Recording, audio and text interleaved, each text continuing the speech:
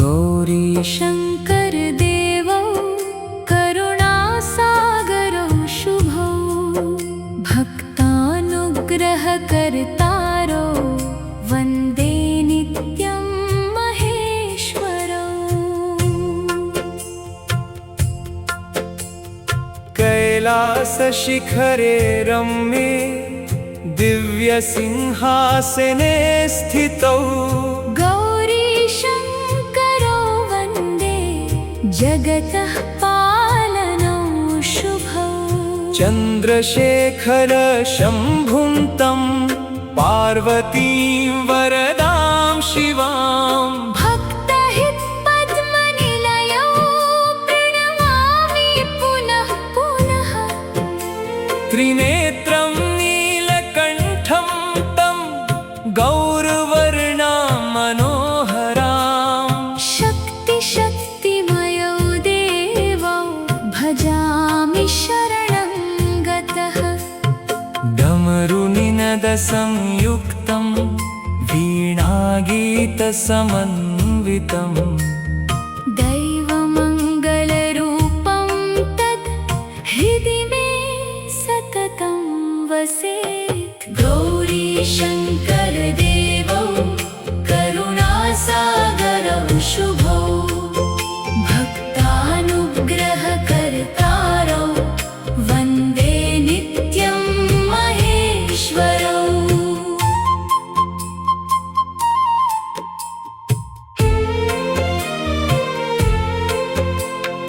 गङ्गाधरं कृपासिन्धुं मातरं सर्वदेहिनाम् अनाथनाथरूपौ तौ नमामि शिवपार्वती।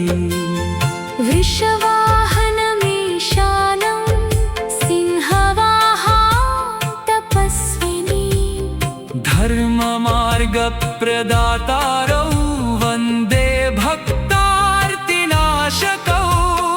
भस्मलेपितदेहं तं काञ्चनाभां गिरिसुता योगयुक्तौ जगन्नाथौ ध्यायामि सततं मुदा।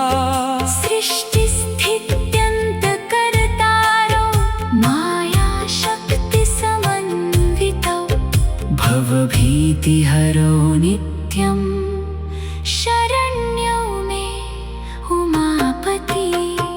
गौरीशङ्कर देवौ करुणासागरौ शुभौ भक्तानुग्रहकर्तारौ वन्दे नित्यं महेश्वरौ।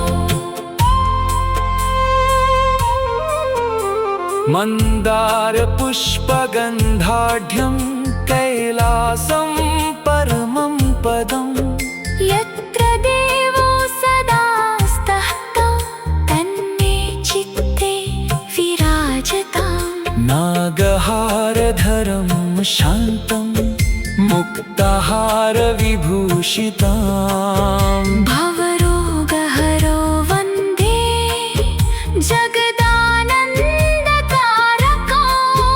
करुणारसपूर्णाक्षौ भक्तवत्सलतत्परौ दीनरक्षाकरो नित्यं नमामि शिवशङ्करी।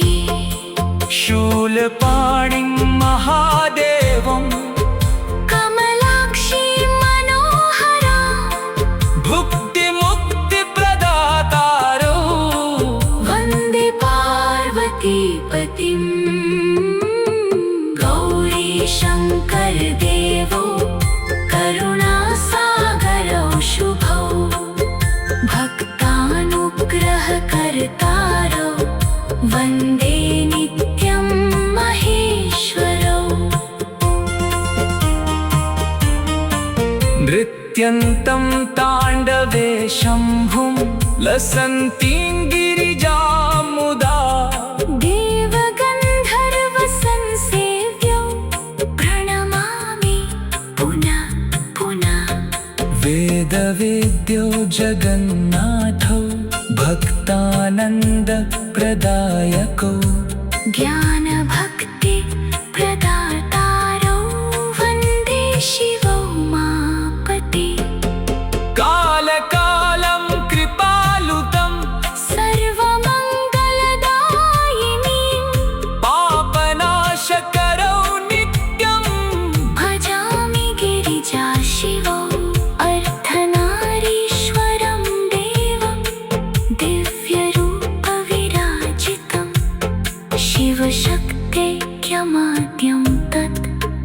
हृदि मे सन्निधिं कुरु। गौरी शङ्कर देवौ करुणासागरौ शुभौ भक्तानुग्रहकर्तारौ वन्दे नित्यं महेश्वरौ। भक्तकष्टहरं शम्भुं सौम्यवक्त्रां शिवां शुभां आर्तत्राणपरौ नित्यं नमामि शङ्करौ मुदा। कर्पूरगौरदेहन्तं रक्ताम्बरधरां शिवां भक्तिसौख्यप्रदातारौ वन्दे देवौ उमापति। ऋषिसिद्धसुरैस्तुत्रौ योगिभ्रेयौ सनातनौ सच्चिदानन्दरूपौ तौ प्रणमामि महेश्वरौ। यः पठेत् श्रद्धया भक्त्या स्तुतिमेता समाहितः तस्य सौख्यं शिवं ज्ञानं ददाति गिरिजापतिः। गौरी शङ्कर देवौ करुणासागरौ शुभौ भक्तानुग्रहकर्तारौ वन्दे नित्यं महेश्वरौ। गौरी शङ्कर देवौ करुणासागरौ शुभौ भक्तानुग्रहकर्तारौ वन्दे नित्यं महेश्वरौ।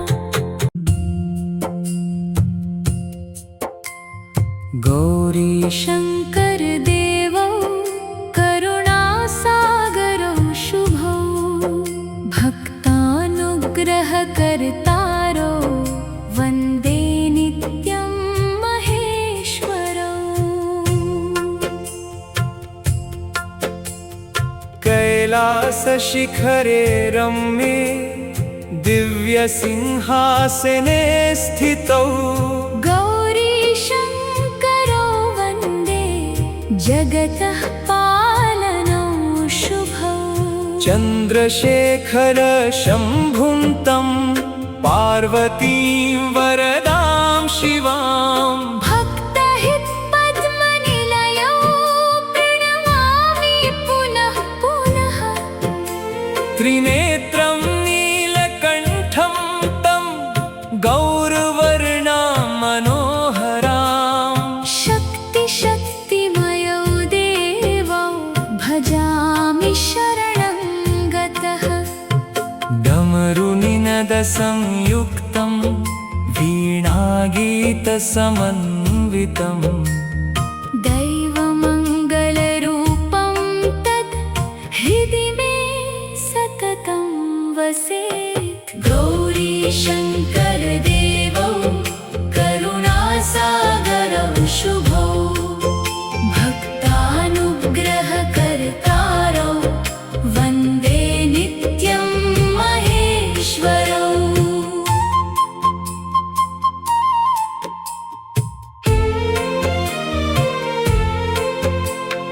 गङ्गाधरं कृपासिन्धुं मातरं सर्वदेहिनाम् अनाथनाथरूपौ तौ नमामि शिवपार्वती। विश्ववाहनमीशानं सिंहवाहां तपस्विनी धर्ममार्गप्रदातारौ वन्दे भक्तार्तिनाशकौ भस्मलेपितदेहं तं काञ्चनाभां गिरिसुता। योगयुक्तौ जगन्नाथौ ध्यायामि सततं मुदा। सृष्टिस्थित्यन्तकर्तारौ मायाशक्तिसमन्वितौ भवभीतिहरौ नित्यं शरण्यौ मे उमापति। गौरी शङ्कर देवौ करुणासागरौ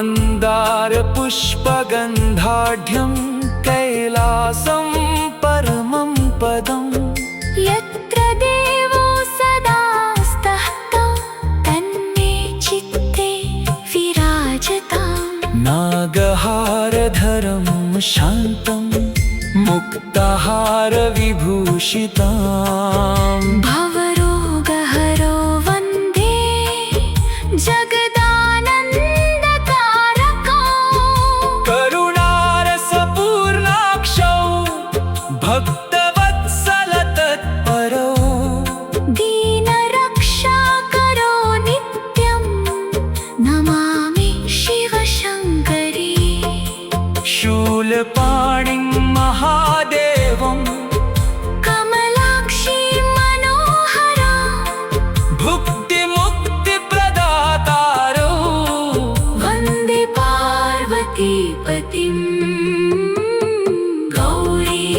गौरीशङ्करदेवो करुणासागरौ शुभौ भक्तानुग्रहकर्तारौ वन्दे नित्यं महेश्वरौ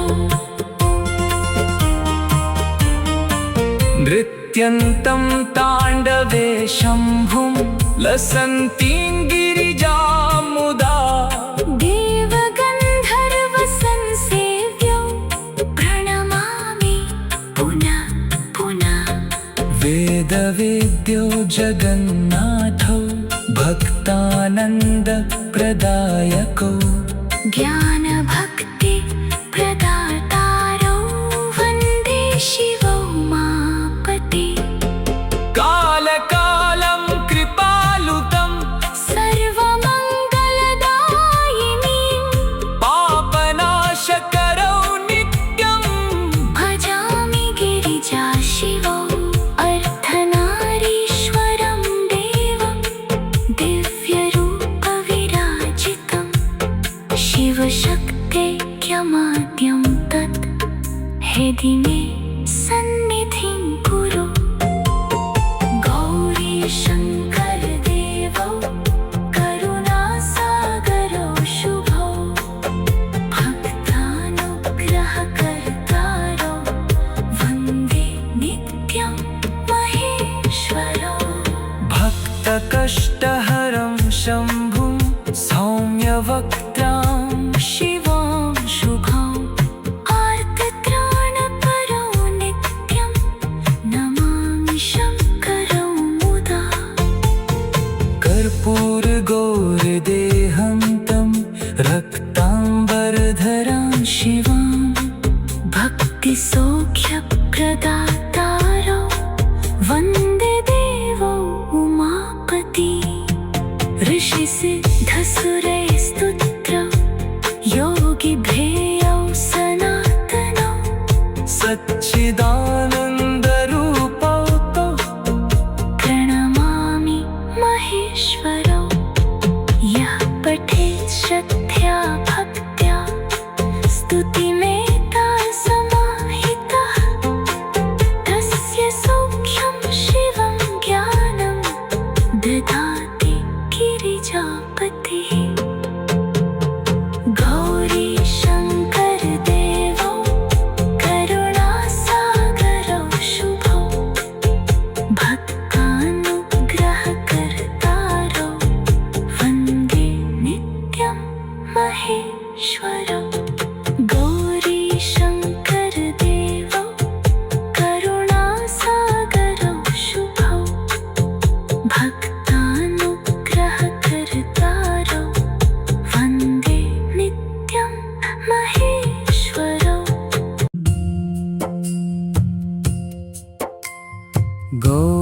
शङ्करदेवौ करुणासागरौ शुभौ भक्तानुग्रहकर्तारौ वन्दे नित्यं महेश्वरौ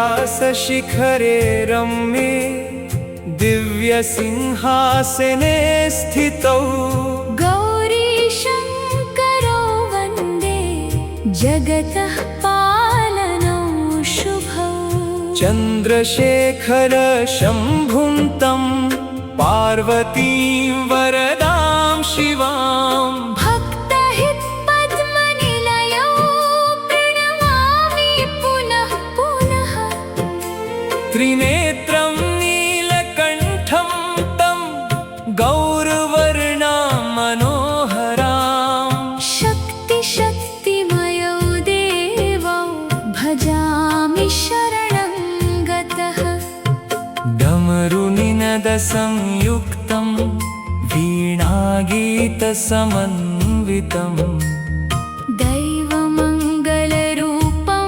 तत् हृदि मे सततं वसेत् गौरीशङ्कर देवौ करुणासागरौ शुभौ भक्तानुग्रहकर्तारौ वन्दे नित्यं महेश्वरौ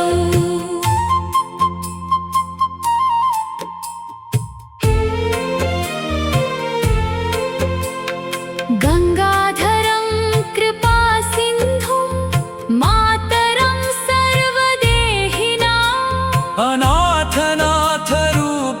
तौ नमामि शिवपार्वती वृषवाहनमीशानं सिंहवाहां तपस्विनी धर्ममार्गप्रदातारौ वन्दे भक्तार्तिनाशकौ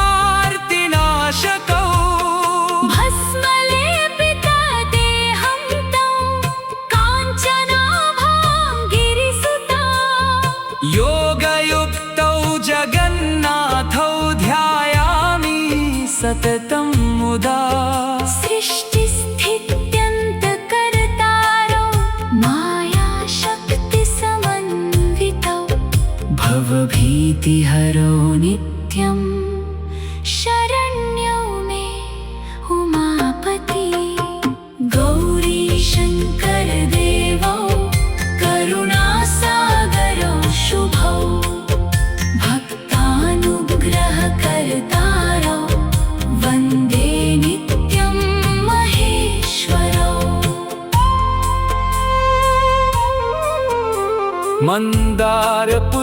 मन्दारपुष्पगन्धाढ्यं कैलासं परमं पदम् यत्र देवो सदा स्तः तन्मे चित्ते विराजताम् नागहारधरं शान्तं मुक्ताहारविभूषितां भवरोगहरो वन्दे जगदानन्दकारकौ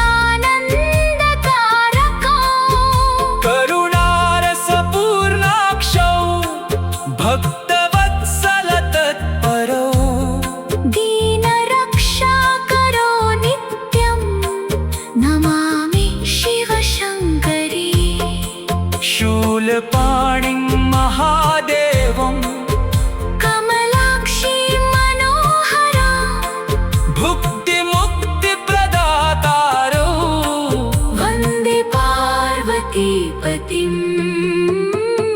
गौरीशङ्कर देवौ करुणासागरौ शुभौ भक्तानुग्रहकर्तारौ वन्दे नित्यं महेश्वरौ नृत्यन्तं ताण्डवे शम्भुं लसन्तीं गिरिजां मुदा देवगन्धर्वसंसेव्यौ प्रणमामि पुनः पुनः वेदवेद्यो जगन्नाथौ भक्तानन्दप्रदायकौ ज्ञानभक्ति प्रदातारौ वन्दे शिवौ मापते कालकालं कृपालुतं सर्वमङ्गलदायिनीं पापनाशकरौ नित्यं भजामि गिरिजा शिवौ अर्धनारीश्वरं देवं दिव्यरूपविराजितं शिवशक्त्यैक्यमाद्यं तत् हृदि मे सन्निधिं कुरु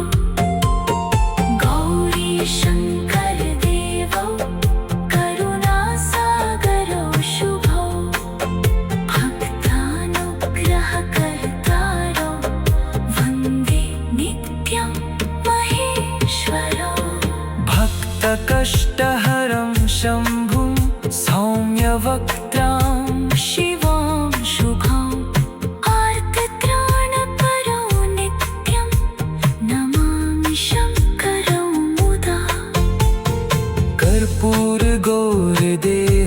तं रक्ताम्बरधरां शिवां भक्तिसौख्यप्रदातारो वन्दे देवो उमापति ऋषिसिद्धसुरैस्तुत्रो योगिभ्रेयौ सनातनौ सच्चिदानन्दरूपौ तौ प्रणमामि महेश्वरौ यः पठेत् श्रद्धया भक्त्या स्तुति